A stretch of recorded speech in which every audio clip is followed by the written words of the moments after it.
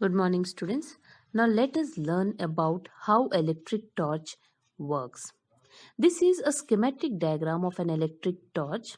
Okay, an electric torch has one or more dry cells inside it, which act as the source. These cells are connected through a switch to a small bulb. When the switch is pushed to the on position, the circuit is complete and the bulb glows. When the switch is pushed to the off position, the circuit is incomplete. Now the current cannot flow the circuit and the light goes out.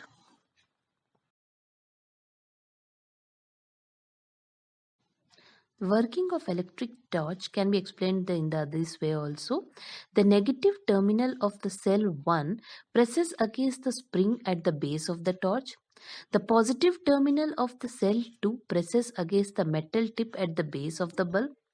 There are three metal strips: A connected with the metal case of the bulb, B connected with the spring, and C, which is a part of the switch. While metal strips A and B are fixed, C can be pressed and made to slide. When you press the switch, the strip touches A and B and the circuit is complete. Then current flows through the circuit consisting of the metal strips, the bulb, the cells, and the spring, and this makes the bulb glow. Can an electric current flow through any substance? Or is there any particular reason why electric wires are made of metal and covered with plastic? In our activities, we have used metal wires to make a circuit. Suppose we use a cotton thread instead of a metal wire to make a circuit. Do you think that the bulb will light up in such a circuit? What materials can be used in electric circuits so that the current can pass through them? Let's now see the figures which are given below. In the first figure, we have used a rubber band and we found that the bulb is not glowing. And in figure B, we have used a metallic key which is connected to the cell and which is connected to bulb also, and we found that the bulb is glowing. In the C part, we have used a pen and we have connected it to the cell and to the bulb, and we found that the bulb is not glowing. And in figure D, we have used a safety pin and we found that the bulb is glowing. That means some materials allow current to pass through them and some materials won't. So they are called as the conductors and insulators. Now let us learn about them.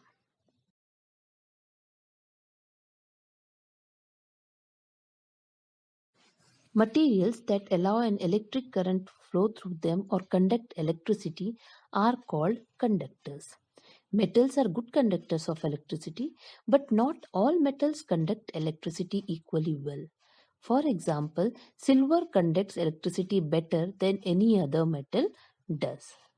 Materials which conduct almost no electricity are called insulators. Wood, plastics, glass, rubber, cork, paper are examples of insulators.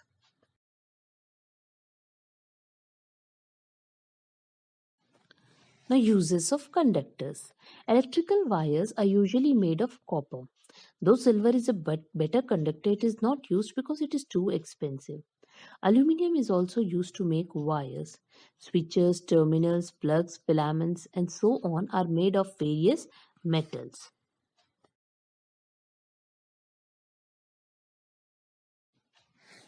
Now, the uses of insulators.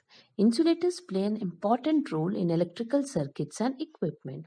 For example, in switches, an insulating material, that is plastic or bakelite, separates the metal terminals from each other.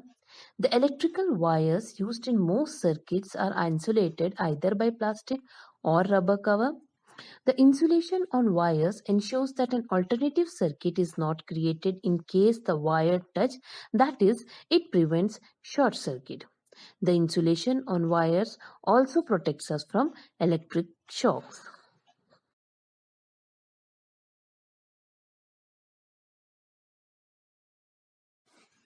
Caution. Our body is a conductor of electricity, therefore, be careful when you handle electrical appliances. So, this completes our chapter 14, electricity and circuits. And from next week onwards, I would be sending you the PDF of the definitions and the NCRT questions, which is given at the backside, and some extra questions also.